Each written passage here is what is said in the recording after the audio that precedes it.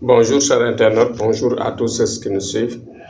Aujourd'hui, je vais expliquer une situation complexe et que beaucoup de gens me demandent comment je parviens à le faire ou bien comment la science mystique parvient à réaliser cette chose. C'est-à-dire comment déterrer, comment casser,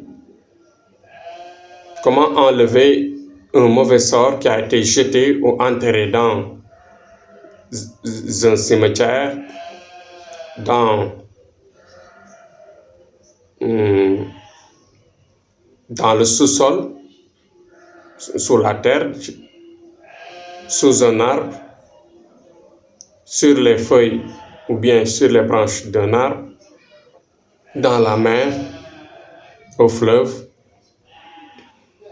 partout. C'est-à-dire comment le marabout ou bien comment Thierno Amadou parvient à nettoyer ou bien à casser un travail mystique qui est envoyé quelque part. Comment je parviens à le faire ici, à distance? Bon, je dirais l'explication est simple. L'explication n'est pas du tout difficile parce que comment nous parvenons à faire une voyance à distance, à retrouver l'étoile de la personne à distance et lui faire une bonne voyance, lui faire sortir un sacrifice, ce sont les mêmes êtres invisibles qu'on nous dicte qui font nos missions. Ils font nos missions parce que tout simplement leur rôle est de nous accompagner dans le service. Ils savent ce qui se passe.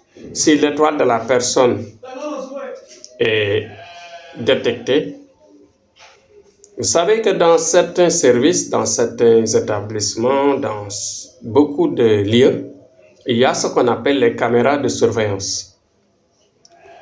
C'est valable pour Dieu, le jour de la résurrection. Pourquoi il peut nous détecter chacun dans ses faits. C'est-à-dire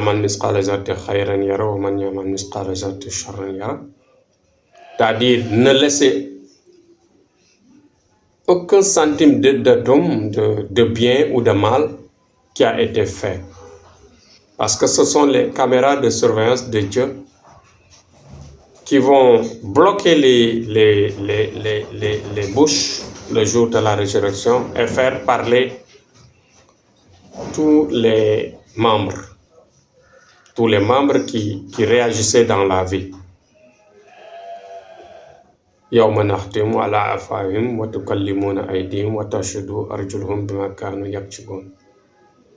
Je dirais que c'est en ce moment qu'il va sceller toutes les bouches et on va faire brancher les caméras de surveillance et tout sera restitué. C'est valable pour nous. Quand nous parvenons à atteindre l'étoile de la personne par la voyance, on dit à l'être invisible qui nous accompagne, ou aux êtres invisibles, parce que c'est des milieux, nous leur dirons tout simplement d'aller, après le sacrifice bien sûr qu'ils exigent, après avoir fait le sacrifice et tout le travail nécessaire, on leur demandera d'aller déterrer. Si le sort a été enterré sous un arbre, sous la terre, dans l'eau, dans les fleuves, les mers, etc., partout, dans les cimetières même, ils le savent et ils sont rapides. Comme le magicien